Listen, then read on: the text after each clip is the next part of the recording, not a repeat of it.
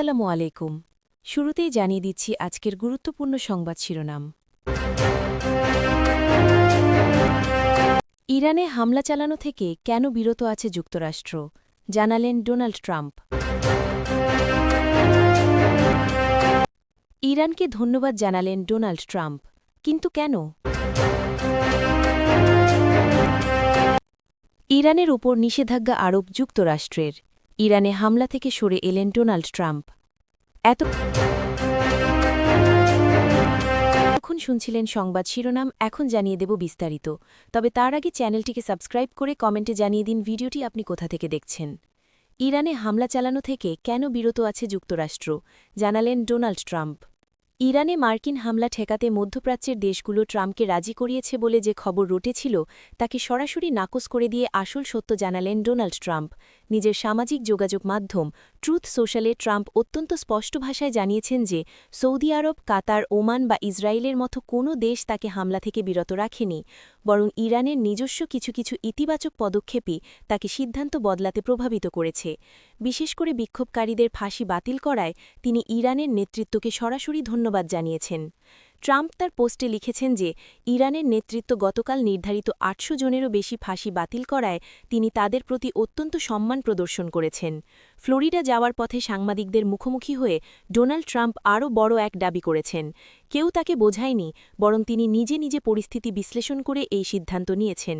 তার মতে ইরানের এই মৃত্যুদণ্ড বাতিলের সিদ্ধান্তের এক বিশাল প্রভাব বিশ্ব রাজনীতিতে পড়েছে এবং তিনি শুরু থেকেই ইরানি বিক্ষোভকারীদের পাশে থাকার যে অঙ্গীকার করেছিলেন তার ফলশ্রুতিতে এই পরিবর্তন এসেছে বলে মনে করা হচ্ছে। উল্লেখ্য যে গত ২৮ ডিসেম্বর থেকে ইরানের রিয়ালের দরপতন এবং অর্থনৈতিক সংকটের প্রতিবাদে শুরু হওয়া বিক্ষোভ পরবর্তীতে সরকার বিরোধী আন্দোলনের রূপ নেয়, যেখানে কর্তৃপক্ষের দমনপীড়নে হাজার হাজার মানুষ আহত হওয়ার খবর পাওয়া গেছে। ইরান সরকার এই পুরো বিক্ষোভকে বিদেশি মদতপুষ্ট সন্ত্রাসবাদ হিসেবে আখ্যা দিলেও ৮০০র বেশি মানুষের প্রাণ বাঁচানোকে ট্রাম্প তার বড় এক কূটনৈতিক জয় হিসেবে দেখছেন। ট্রাম্পের এই ব্যক্তিগত উদ্যোগ কি মধ্যপ্রাচ্যে বড় কোনো সংঘাতের ঝুঁকি কমে এলেও, নাকি এটি কেবল একটি সাময়িক স্বস্তি? আপনার মতামত কমেন্টে জানান এবং বিশ্ব রাজনীতির সব ব্রেকিং আপডেট পেতে আমাদের সাথেই থাকুন। ইরানকে ধন্যবাদ জানালেন ডোনাল্ড ট্রাম্প। ইরানে আটক শত শত বিক্ষোভকারীর মৃত্যুদণ্ড কার্যকরের পরিকল্পনা শেষ মুহূর্তে বাতিল করায় দেশটির নেতৃত্বকে সরাসরি ধন্যবাদ জানিয়েছেন মার্কিন প্রেসিডেন্ট ডোনাল্ড ট্রাম্প। শুক্রবার ১৬ জানুয়ারি নিজের সামাজিক যোগাযোগ মাধ্যম ট্রুথ সোশ্যালে দেয়া এক পোস্টে ট্রাম্প অত্যন্ত ইতিবাচক ভাষায় এই পদক্ষেপের প্রশংসা করেছেন।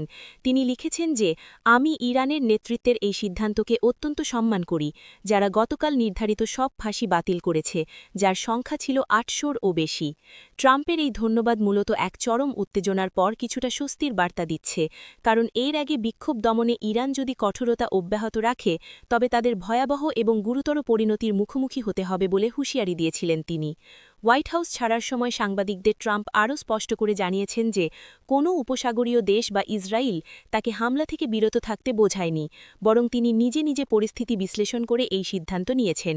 তার মতে ইরানের এই মৃত্যুদণ্ড বাতিলের সিদ্ধান্তের এক বিশাল প্রভাব বিশ্ব রাজনীতিতে পড়েছে এবং তিনি শুরু থেকেই ইরানি বিক্ষোভকারীদের পাশে থাকার যে অঙ্গীকার করেছিলেন তার ফলশ্রুতিতে এই পরিবর্তন এসেছে বলে মনে করা হচ্ছে। উল্লেখ্য যে গত ২৮ ডিসেম্বর থেকে ইরানের রিয়ালের দরপতন এবং অর্থনৈতিক সংকটের প্রতিবাদে শুরু হওয়া বিক্ষোভ পরবর্তীতে সরকার বিরোধী আন্দোলনের রূপ নেয়, যেখানে কর্তৃপক্ষের দমনপীড়নে হাজার হাজার মানুষ আহত হওয়ার খবর পাওয়া গেছে। ইরান সরকার এই পুরো বিক্ষোভকে বিদেশি মদতপুষ্ট সন্ত্রাসবাদ হিসেবে আখ্যা দিলেও ৮০০র বেশি মানুষের প্রাণ বাঁচানোকে ট্রাম্প তার বড় এক কূটনৈতিক জয় হিসেবে দেখছেন। ট্রাম্পের এই ব্যক্তিগত উদ্যোগ কি মধ্যপ্রাচ্যে বড় কোনো সংঘাতের ঝুঁকি কমে এলো, নাকি এটি কেবল একটি সাময়িক স্বস্তি? আপনার মতামত কমেন্টে জানান এবং বিশ্ব রাজনীতির সব ব্রেকিং আপডেট পেতে আমাদের সাথেই থাকুন। ইরানের ওপর নিষেধাজ্ঞা আরোপ যুক্তরাষ্ট্রের। ইরানের চলমান উত্তাল পরিস্থিতির মধ্যেই তেহরানের ওপর চড়াও হয়েছে ওয়াশিংটন। বিক্ষোভ দমনের নেপথ্য কারিগর হিসেবে অভিযুক্ত করে বৃহস্পতিবার ইরানের ৫ জন শীর্ষ কর্মকর্তার ওপর কঠোর নিষেধাজ্ঞা আরোপ করেছে যুক্তরাষ্ট্র। মার্কিন অর্থ দপ্তরের বিবৃতিতে জানানো হয়েছে যে ইরানের সুপ্রিম ন্যাশনাল সিকিউরিটি কাউন্সিলের সেক্রেটারি আলী লারজানি এবং বিপ্লবী গার্ড বা আইআরজিসির কমান্ডার সহ এই ৫ জনই মূলত দেশ জুড়ে চলা গণ অভ্যুত্থান দমনের মূল রূপকার। শুধু ব্যক্তি নয়, বরং ফার্দিস কারাগারের ওপরও নিষেধাজ্ঞা দেয়া হয়েছে, যেখানে নারী বন্দীদের ওপর অমানবিক আচরণের অভিযোগ তুলেছে মার্কিন পররাষ্ট্র দপ্তর।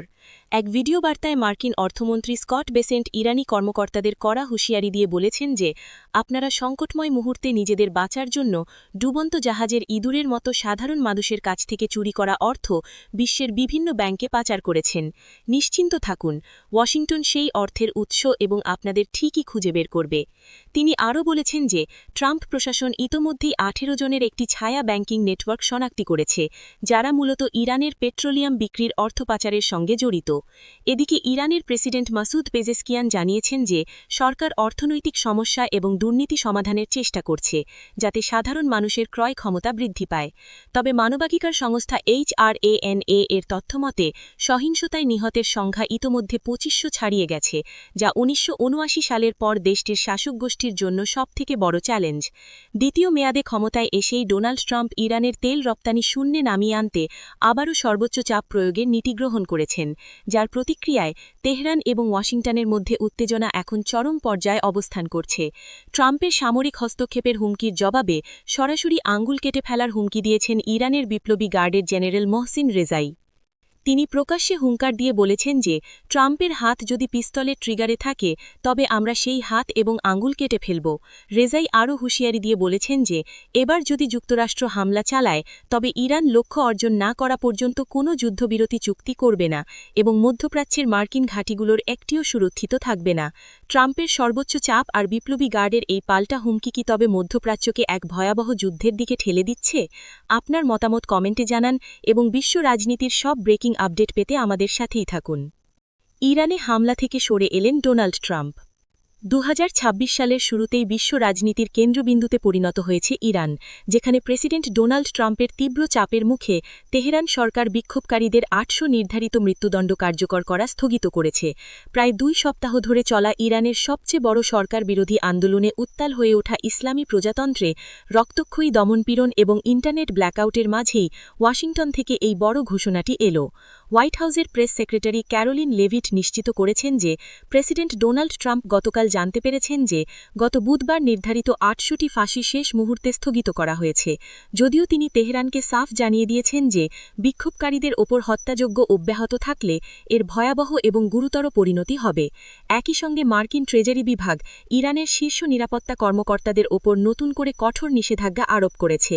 নরওয়ে ভিত্তিক মানবাধিকার সংস্থা ইরান হিউম্যান রাইটস বা ISR জানিয়েছে যে এই আন্দোলনে নিরাপত্তা বাহিনীর গুলিতে অন্তত 3428 জন বিক্ষোভকারী নিহত হয়েছেন, যদিও প্রকৃত সংখ্যা আরও অনেক বেশি হতে পারে বলে তারা আশঙ্কা করছেন। বুধবার ট্রাম্প সরাসরি দাবি করেছেন যে তিনি অত্যন্ত নির্ভরযোগ্য স্রোত থেকে আশ্বাস পেয়েছেন যে আর কোনো মৃত্যুদণ্ড কার্যকর হবে না, যা বিশ্বজুড়ে এক বড় কূটনৈতিক জয় হিসেবে দেখা হচ্ছে। এই উত্তেজনার মাঝে সৌদি আরব, কাতার এবং ওমানের মতো পারস্য উপসাগরীয় মিত্র দেশগুলো ট্রাম্পকে সামরিক হামলা থেকে বিরত রাখতে তীব্র কূটনৈতিক প্রচেষ্টা চালিয়েছে, কারণ তাদের ভয় ছিল যে মার্কিন হামলা পুরো মধ্যপ্রাচ্যে এক অনিয়ন্ত্রিত যুদ্ধ ছড়িয়ে দিতে পারে। এমনকি ইসরায়েলের প্রধানমন্ত্রী বেনিয়ামিন নেতানিয়াহু ট্রাম্পকে সম্ভাব্য হামলার বিষয়ে সতর্ক করেছিলেন বলে জানা গেছে।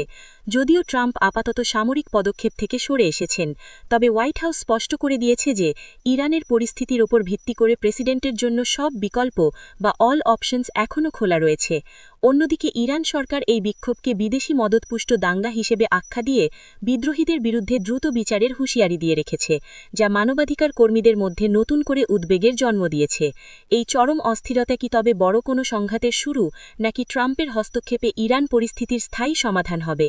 আপনার মতামত কমেন্টে জানান এবং বিশ্ব রাজনীতির সব ব্রেকিং আপডেট পেতে আমাদের সাথেই থাকুন। ধন্যবাদ।